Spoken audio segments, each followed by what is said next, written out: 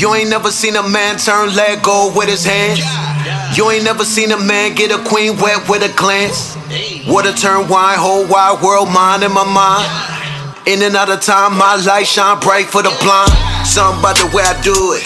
Something about the way I do it. Something about the way I do it. Something about the way I do it. Said I'm gonna be a millionaire soon, but I already knew it. I'ma that the bullet's fluid. All this winning therapeutic. Something about the way I do it. Something about the way I do it. They be trying to drain my energy up with the battery, it's not included. Women trying to be recruited. Let them do it, then I bought it. What is cute, think she falling. Something about the way I do it. I remember playing ring around the rosy. Now I got a pocket full of OZs. Water dollars, wallet full of old cheese. Got a Glock, a cock and pop a police. Block a boom, shaka laka, bada shot him while he rock a rosary. Got your mama watching out the nosebleed. Sloppy toppy while I'm trying to go sleep. Something about the way I do it, I ball out like a nudist hooping. Oh, well, who's your student? Got a problem, I'm a Rubik's Cupid. I'm a superhuman, you a decorated unique fusion. Got the music booming, marijuana got me tumor losing. I'm in my room secluded, getting rooted with the shroom I'm using. Everything you Tell me what because you mentioned you keep talking about hip hop. The sister from that's been getting a lot of publicity from Love and Hip Hop, Afro-Latina, I forget her name. Amara del Negra. Yeah, Amara del Negra. Talk to me about, because that's something we haven't talked about much on this channel, the history of Afro-Latinos or Afro-Latinos, or the history of Brazil, Cuba, Puerto Rico, Dominican Republic. We often look at these people, and because we've been classified under so many different terms, black, this, that, we don't look at each other as family. And what can you tell me? We see, like, we always talked about, I remember way back in the day, Bobby Hemmett used to say the dark-skinned Hispanics, they hide them when family come around or when guests come around. They don't want nobody to know that their grandmama is darker than me. They the hidden figures. Yeah, they the hidden figures. So talk to me about the history of Afro-Latinas, Latinos, and what do you see coming out of that right now? Well, there, being that I immerse myself in Moorish history is one of the segues or one of the foundations of what we know as Afro-Latina history. When you begin to study what took place in Spain during the Reconquista, the Crusades, and the Inquisition, the capitulation of the Jews, which would be the Sephardic and the quote-unquote African Jews, and also the capitulation of the Moors into places like Cape Verde, the Caribbean, other places in North America, and the campaigns that the Spaniards, the crown, and the church, Queen Isabella, King Ferdinand, by decree of the popes, the papal bulls, giving them permission to conquer the world in the name of the church and the crown. That would be the quote-unquote New World, when they ended the old world and they created what is known as the New World, directly after the defeat of the Moors, or directly after the defeat of Berbers, Arabs, and black Africans from West Africa, North Africa, and other places in the Sahara and things of that nature.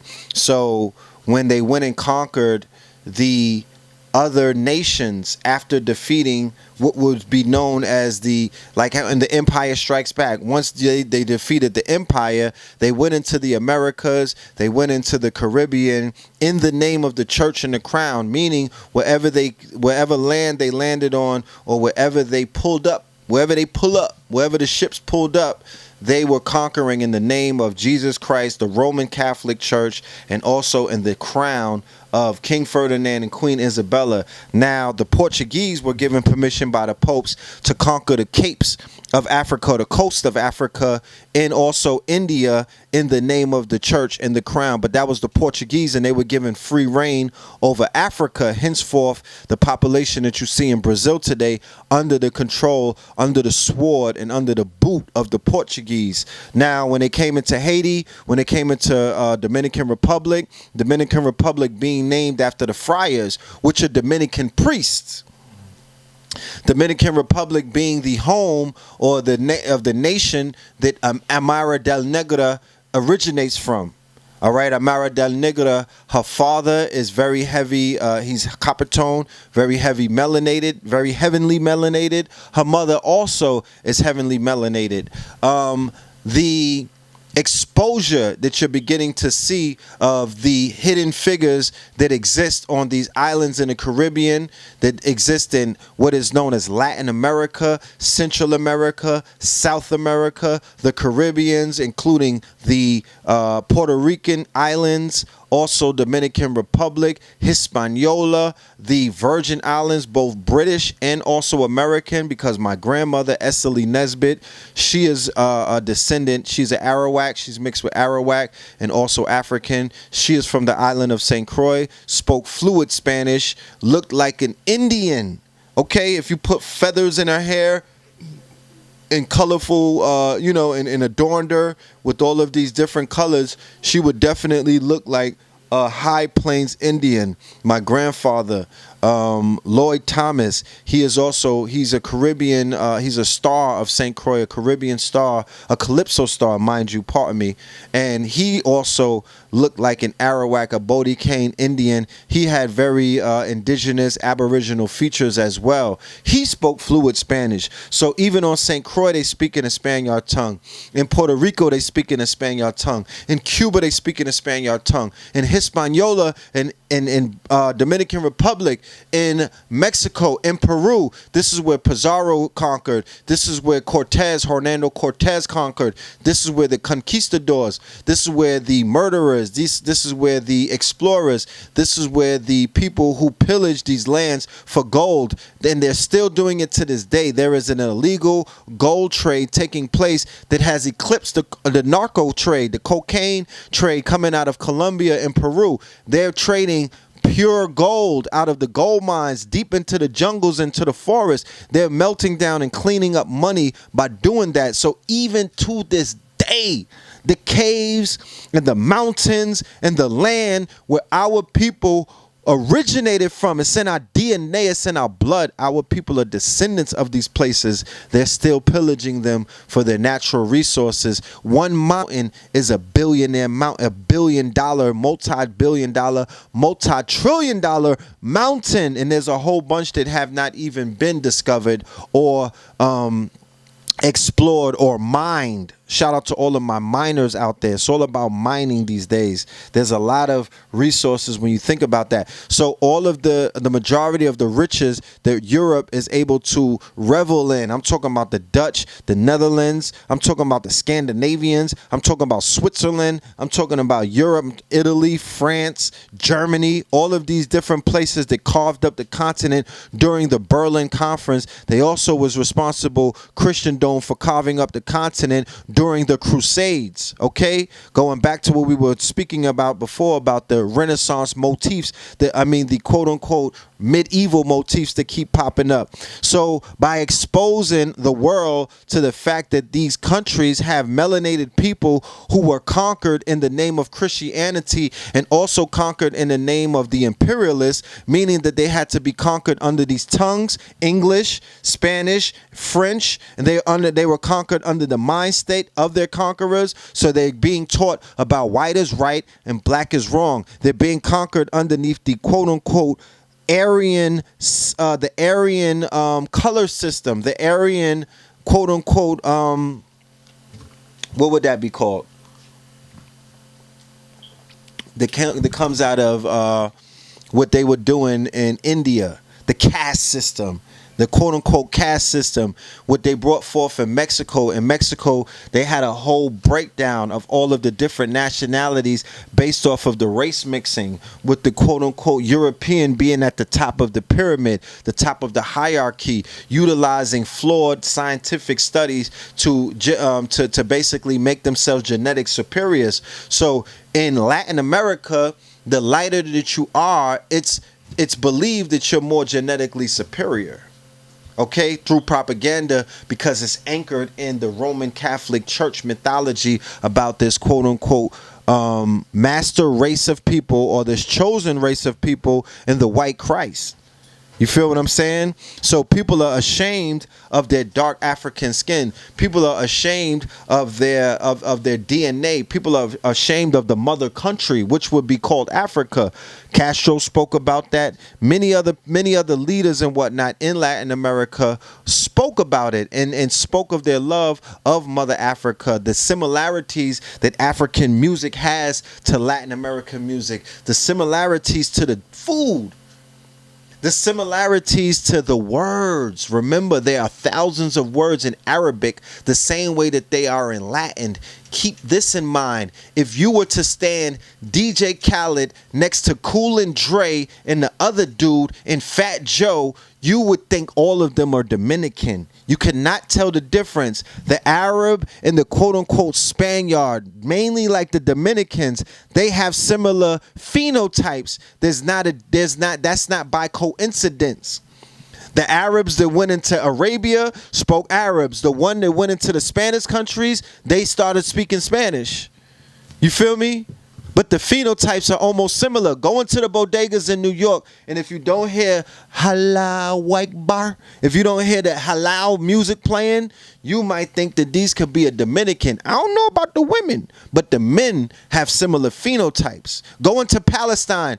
DJ Khaled is a Palestinian. Palestinians look like Dominicans. If you watch Telemundo, if you watch any of their media, you wouldn't know that Amara del Negra exists. This woman is beautiful. She has a goddess energy to her. Don't judge me. You feel me? You might not think she does. I think she does. I don't agree with the way that they're basically hypersexualizing her, because it's like, don't build her up to be this model of black Latin America, then only put her in poom poom shorts and have her, you know what I'm saying, twerking on her head. You know what I mean? Like, we don't want them to manipulate her image like that, because that will do more damage to sisters that are in the Caribbean islands who are only, you know what I mean, encouraged to be prostitutes, who are only encouraged to clean bathrooms, who are only encouraged to be the help, because that's what they are on the islands. They're the help. Not all of them. I'm not judging everybody. I'm not throwing them under the bus. But based off of what I saw and based off what I've been exposed to, that's what I see. They're sexual tourism. They are the prostitutes. They're on the side of the road. They're being sold as sex slaves as early as damn near 8 and 7 years old. You dig what I'm saying? They are looked down upon. They're not allowed to participate in politics the way that they should be. You dig what I'm saying? In Brazil, they kill more melanated youth than they do in America, probably times 5. So in the favelas and whatnot, like you saw in the movie Children of God, they are using the babies as target plastic, little Zeke in them. You dig what I'm saying? They're blowing them to smithereens, and they're killing them with they hitting them with more than just the chopper. They taking them down. So our people are downtrodden around the world because they are facing the same thing that we've been facing in the United States of America for a very long time. That's miseducation, that's poverty consciousness, that's basically malnourishment on all levels, whether it be through healthy foods, healthy vision, healthy what you're hearing, healthy audio, the words that people are telling you, the miseducation that they're feeding them, and they're hiding their history. It's hidden figures again. It's a hidden color situation taking place. They're hiding the history that will empower them. They don't even know their Aboriginal indigenous names.